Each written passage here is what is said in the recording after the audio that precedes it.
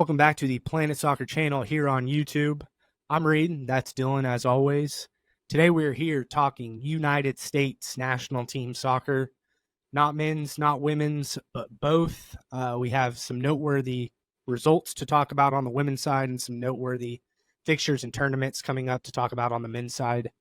Dylan, where do you want to start with this? Which way do you want to go? You got two options, male or female. I'll let you take it either way.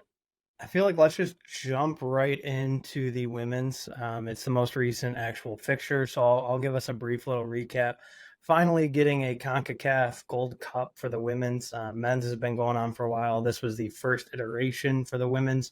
It was held in San Diego. Women started off a little bumpy in group stages, had a 2-0 loss to Mexico, which I am just choosing very consciously to breeze on by.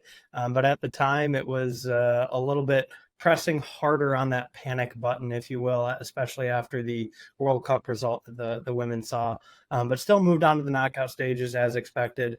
Ended up in the semifinals against Canada, which was probably the most I watched of this tournament. Like, to be fair, I didn't watch a ton of this tournament. I probably watched a total of a match and a half, but I watched the vast majority of the semifinals against Canada. Very muddy, nasty pitch for a soccer-built stadium and field. It did not retain water well at all. If you did watch any of that game, you know exactly what I'm talking about. It was sloppy and nasty, but the women came out on top in penalties against Canada. Our keeper, Naeher, was phenomenal, both throughout the match, especially as extra time went on.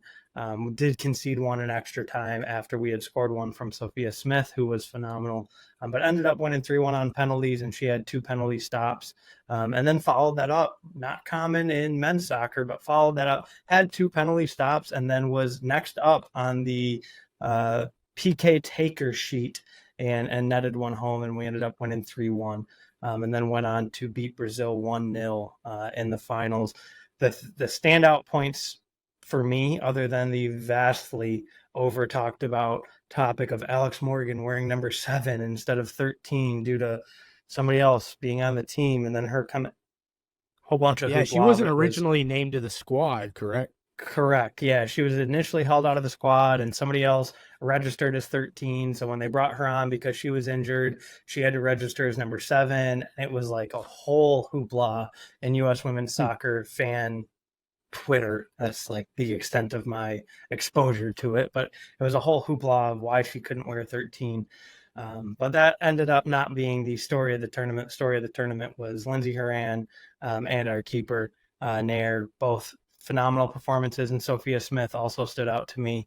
And the panic button is still like lightly pressed probably, but definitely started to right the ship a little bit. Very excited about the future of U.S. women's soccer. And I think for the growth of the game, it's really important to have women's soccer be super prevalent in the United States. So a couple things on that, not speaking to the tournament really specifically, but you mentioned the panic button, and it's my understanding that it's already been hit, it's already been smashed with the past few tournament results. And I just want to pose the question, like, is the U.S. women's national team dominance over the world, like pure utter dominance, over? Because I think my most prevalent exposure to the women's game recently has been the Euros. I watched several matches in the Euros, and all the talking points were about how much these countries over there have improved and how much they're investing in the women's game now. And I would actually argue that American soccer, American women's soccer being so dominant is not as good for the game. But maybe where we're going now with more parity is better for the game. So original question to you is our just pure dominance over? Pure dominance in that we're winning or making 3 straight World Cup finals and winning 2 out of those 3 over, probably, because there is such an emphasis on the women's game, especially in Europe, most predominantly. And we talked in our Women's World Cup episodes, I think we had a couple of them, the newfound prominence in South America. It's certainly something to be noted, but it is still pretty much U.S., kind of Canada at times, and Europe. And I think the European Japan too, Renaissance, right? yes, yeah, and Japan, the U.S. Or I'm sorry, the European Renaissance, if you will, of women's soccer is something that is going to put the U.S. on notice. But I'm still really excited about the future of U.S. women's soccer.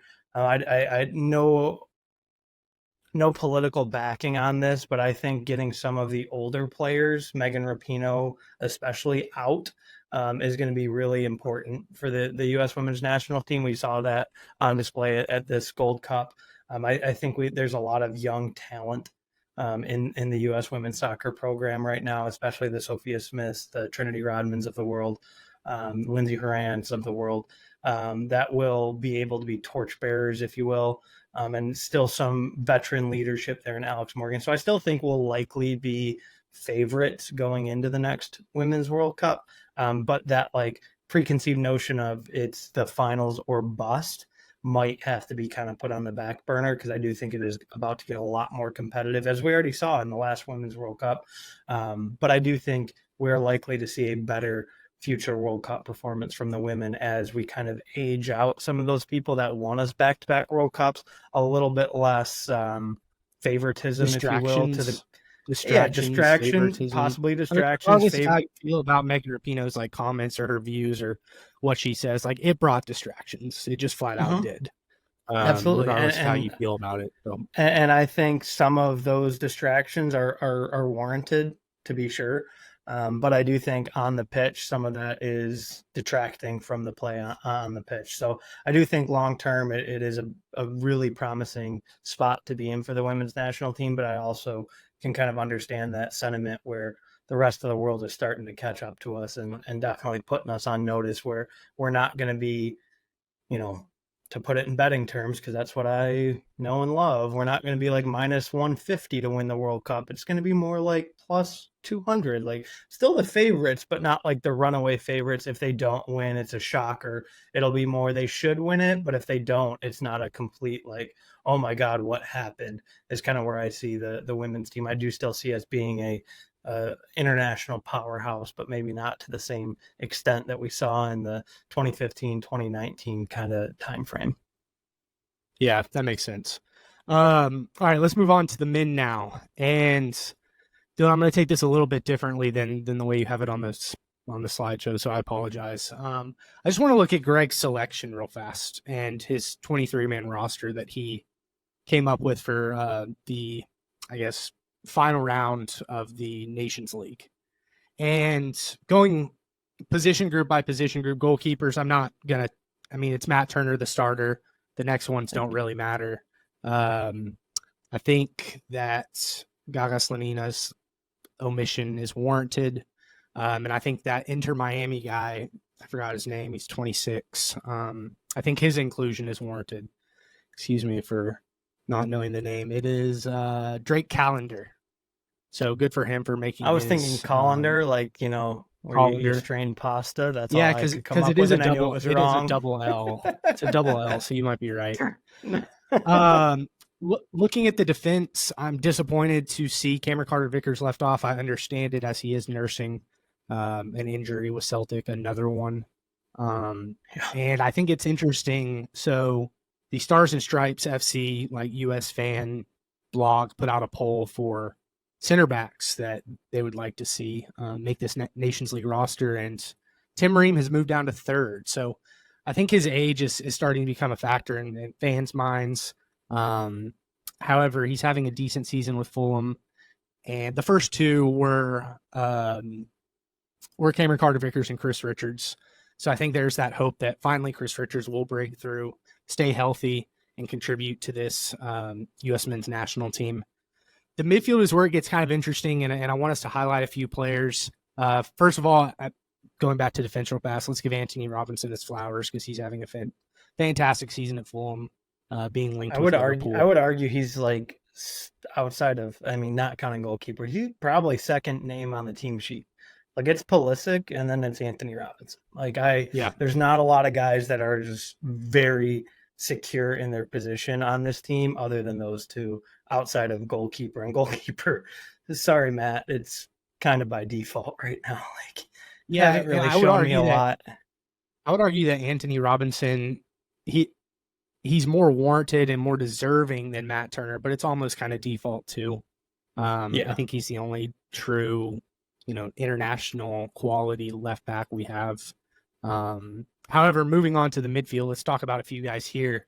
And let's start with the guy that everybody's looking to be the talisman in the midfield, and that's Gio Reyna, who got a move to Nottingham Forest in January. And it's kind of been the same story as it was at Dortmund. He started 0 matches, is that right? 3 appearances, something like that, averaging less than 20 minutes an appearance. No matches. Yep. Yeah, it's frustrating. Right? That's a loaded question. It's a very loaded question, but like if it's not working I get why it wasn't working at Dortmund, because Dortmund is playing Champions League. He wasn't getting regular minute. Like, I get why that wasn't the perfect fit for him. Although when he did come on, he was creating chances late in games. But I can respect why a U.S. men's national team midfielder is not just one of the first names on the team sheet at a side like Dortmund. But he's at Forest, and he's not getting looks at Forest. Like, it's hard to know what's going on the training ground, what's going on in the dressing room. Like, that's all, we're all speculating here. But like, I'm starting to be like, man, like we all dogged Greg for some of those decisions he made. But if he can't get playing time at Forest, like, is he really what we thought he was? And I still think he is, but it's a valid question to pose. Was Greg right in not putting infinite amount of faith into Gio like we all wanted? Yeah, I wasn't really diehard when Gio was coming up in his prospect days, if you will, like his 15, 16, 17-year seasons. However, I think he is still living off the back of that reputation a little bit, and it hasn't been lived up to on any level. At Forest specifically, having supported a team who had Nuno Espirito Santo as the coach, his style, really both of them, don't fit each other, the coaches or the players. And that's kind of been an issue with the USMNT as well. Greg hasn't played a 10 or kind of a creative 8. I think the 10 is kind of dead in a way. They're more so-called creative 8s at this point. But Reyna doesn't really have the work rate to be considered anything near an 8, which is a more of a box-to-box guy, being able to drop back. Maybe he does, or maybe he has the ability, but we haven't seen him, put in that performance. And then Forest is an appointment television for me, so I couldn't tell you how they play, and I don't think Tottenham's played them since Nuno has come in. So I think a lot of it with Gio is living off the back of that early career reputation, and it's unfortunate that he hasn't lived up to it. It's just it's so frustrating with the talent that's there, though. Like, it feels like it just needs to be unlocked. Like, I felt the same way with Pulisic at Chelsea, and we'll dive into Pulisic not too far from now, I think. But like, there's so much raw talent there that I feel like just needs to be unlocked on the club level to really get that firm place in the national team. Because I think he is one of 3 or 4 outfield players we can really build a strategy around, because he has that kind of talent and he's shown that kind of promise. But yeah, he just hasn't gotten the minutes week in and week out in competitive play to really warrant it. Like, I'm at the point where, like, I wouldn't even be mad if Greg doesn't start it, which, if you asked me that leading up to the World Cup, I'd call you crazy, because I was so high on Gio like the rest of us. But he just hasn't played enough. And like, how do you expect a guy to go from averaging 13 minutes a game at Forest and probably less than that at Dortmund to being one of your catalysts? Like, that's a hard thing to ask somebody to do. So yeah, it's a little disappointing, but I'm still hopeful for him. Yeah.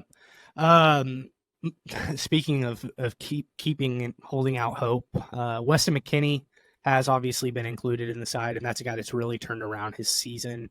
Weston McKennie just is constantly taking us on this journey of giving up on him, almost starting to give up on him, and then starting to play well and putting in good performances. And Juve fans and Juve front office or club, if you will, is kind of getting that same treatment this year. Started off really slow, struggled for playing time, wasn't effective when he came on early in the season, but he's turned it around in 2024, and hopefully we see the best of Weston McKennie this month and then this summer as well.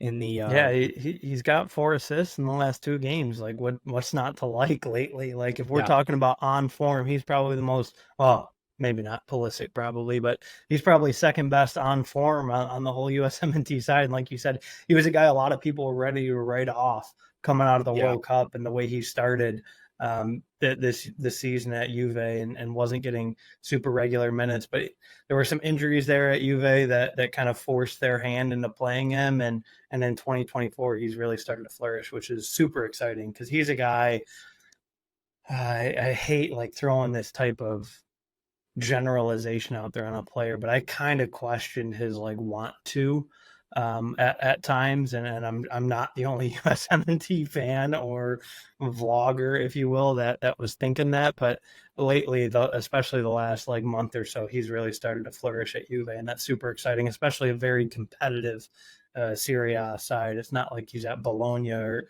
well, Bologna is doing decent, but it's not like he's at some lower level Serie A side and getting a lot of minutes like we saw with Busio at Venezia a couple of years ago. Like he's at a very respectable, very prominent Serie A side and having a meaningful impact on him. So I'm back on the Weston train and can't wait to probably jump off in 3 months time, because that's what he does to us. But right now I'm all in on him.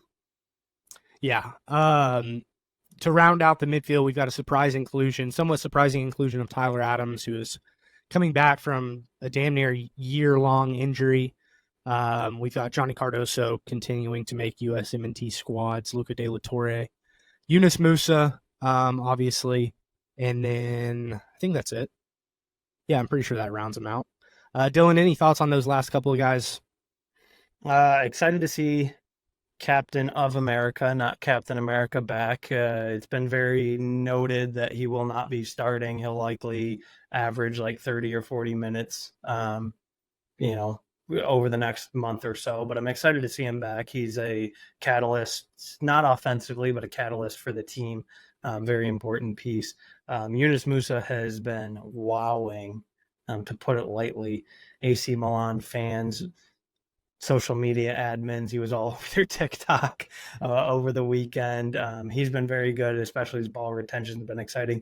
And then Johnny Cardoso and Luca de la Torre. Luca de la Torre is somebody that I was very excited about earlier in the year at Celta Vigo, getting lots of important minutes in a top 4 league. Honestly, I haven't watched a lot of Celta Vigo in the last couple of months, but he's still getting minutes, which is exciting. And then Johnny Cardoso got a very important move also to Spain to match up against De La Torre at times. And he's a guy that there's a lot of promise, but he's more of a bench guy or sub at this point. But somebody I'm certainly excited for as a impact or important sub moving forward, because he has looked really nice since making that move. Yeah. Moving on to the front line with their newfound depth at striker, Jesus Ferreira finally is left off the squad. Bye-bye. After what it seemed like forever of watching him. See you later. Another notable omission, just because he's a guy that's always been included, is Brennan Aronson.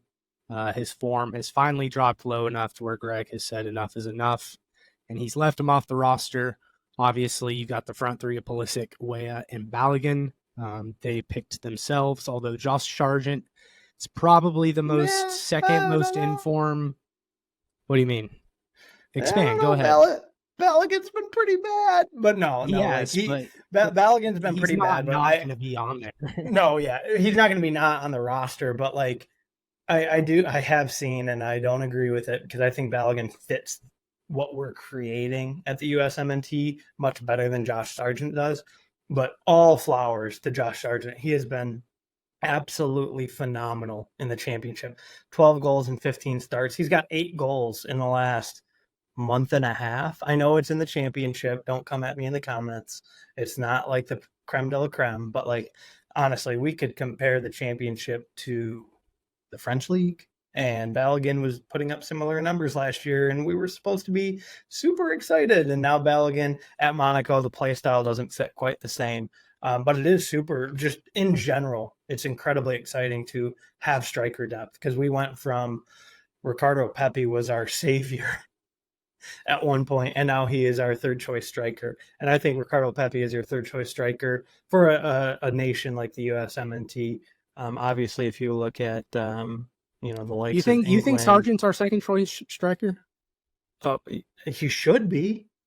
See, really- I disagree. I completely disagree, and I'll tell you why. We were having the exact same conversation about Josh Sargent going into the last World Cup.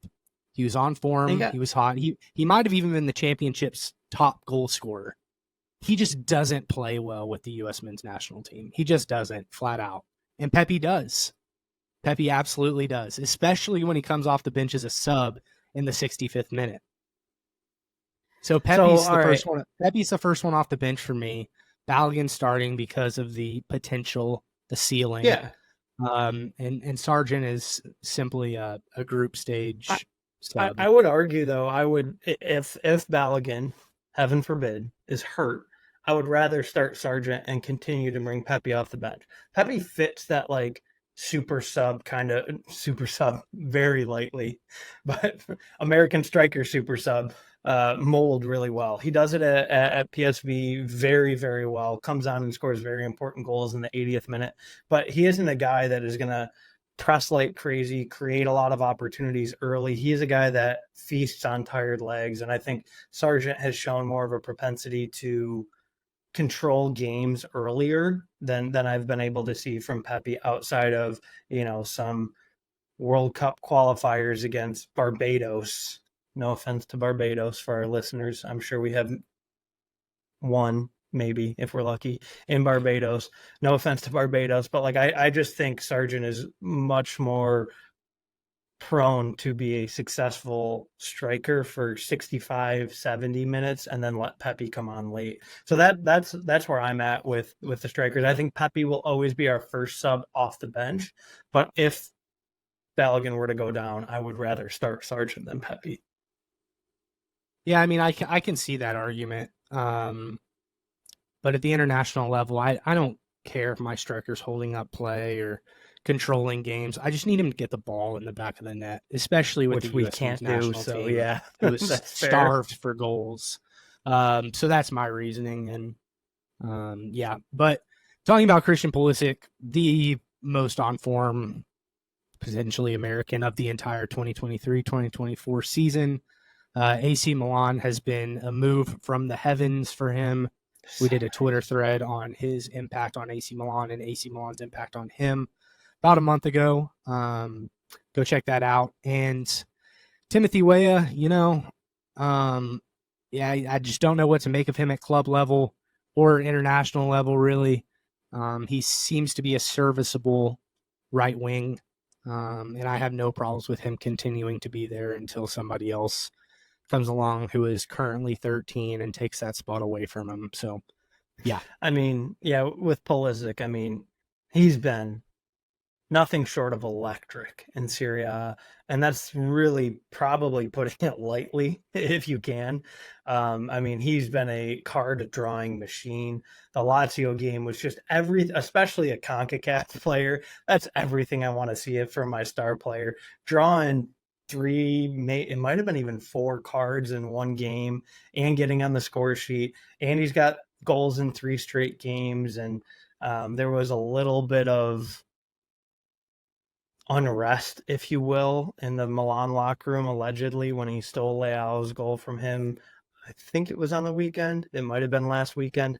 But today they both scored, both assisted each other, and they were hugging it out and loving life together. Yeah, the moral of the story is that move to AC Milan, like you said, was a blessing from the heavens, not only for Pulisic in his career, but really for the U.S. men's national team. Because if we want the U.S. men's national team to make a quarterfinal or a semifinal in, I was going to say the World Cup, but hell, even Copa America, I would love a semifinal run right now. We will need Pulisic to be on form, an agitator, a creator, a goal scorer. We need him to do absolutely everything, and he's shown that in the last 2 to 2.5 months at Milan. There was a little bit of a dry spell there, November to December for him, but he has been phenomenal lately, and I'm ready to buy a Pulisic shirt, even though he's at AC Milan. Not an AC Milan Pulisic shirt, but I'm ready to buy a Pulisic shirt and support an AC Milan player, which pains me to my core as an Inter fan.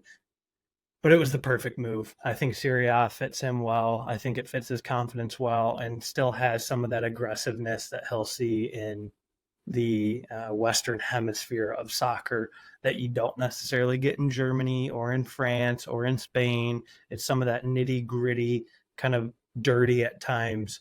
Italian soccer, I think, is where he kind of thrives, and he wasn't getting that in the Premier League. So I think that move for him was really the best for both worlds, both for him and the U.S. men's national team, like you said. And I'm super excited for him. Yeah.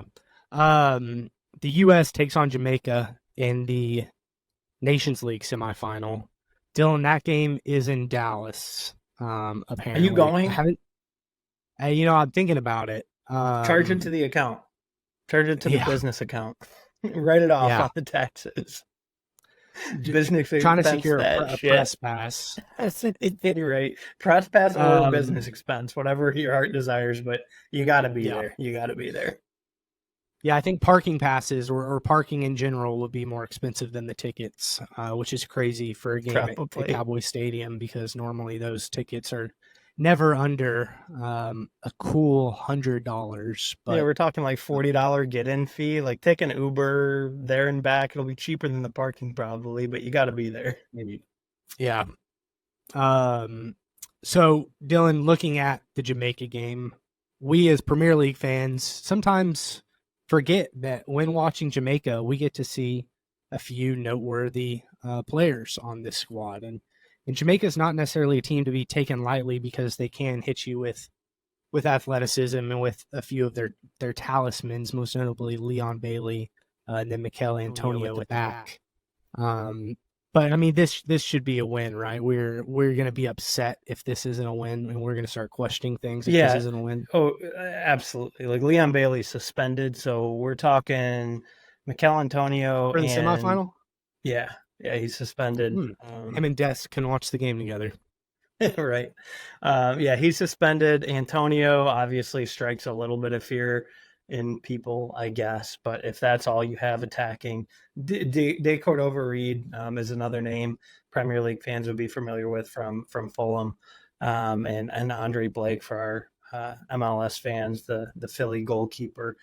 Very, very good goalkeeper. But beyond that, there's not a lot of name recognition. They are 54th in the FIFA rankings. US was what? We just did this, 16?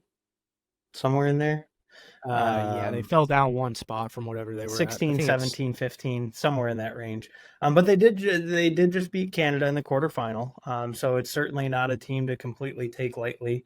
I would say Canada has two players that would immediately be the two best players on Jamaica's side. So, like, there is some threat there in Jamaica.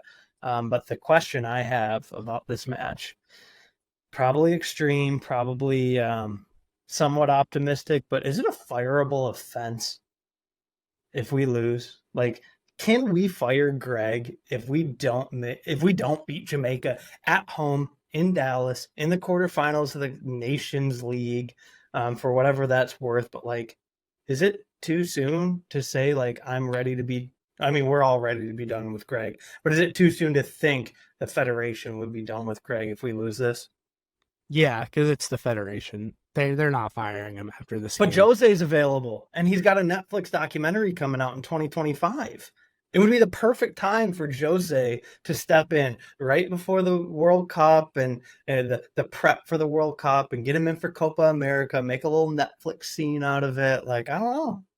I mean, I do know. Like, we won't fire Greg. Netflix would have to shoulder some of that salary. Yeah. throw a bag at the release clause or whatever there is on Greg. I mean, Yeah. one can dream, but yeah, you're probably right. It is the Federation at the end of the day. Greg's not going anywhere. They're in bed together. Contextually, it just doesn't make sense after the whole saga we went through, them bringing him back. I mean, if you bring him back after all of that, you're not firing him. What are we at? 3 months before Copa America, our first Copa America appearance, and we're hosting. Like, he's not getting fired, but like, there's a tiny part of me that if we lose, I'll be like, oh, at least Greg might be gone now. And like, that's a ridiculous take to have, because losing the game would be far more detrimental than whatever we would gain from getting rid of Greg. But yeah, I don't know. It's a must win. Like, it feels weird. Like, this is kind of where American soccer is at. If you go look at the English friendly roster that they just put out and you compare it to the Americans, and we're sitting here talking about Jamaica as a must win, like, there are such levels to all of this. Like, that attacking 5 or 6, if you will, at England compared to ours, and then we're talking about we must beat Jamaica. There's levels to it, but it is absolutely a must win if we want to be taken seriously on the international soccer stage. Guys, that has been this episode of the Planet Soccer Podcast. Let us know your thoughts on the selection for the upcoming Nations League fixtures down in the comments as the U.S. tries to defend their back-to-back crowns in that tournament, I believe. Is that correct? I'm pretty sure it is. I think I read that. I'm pretty sure we're the back-to-back champions in that tournament. And we will talk to y'all next time. Make sure to like, subscribe, follow, share, comment, and watch our last episodes. We'll talk to y'all later.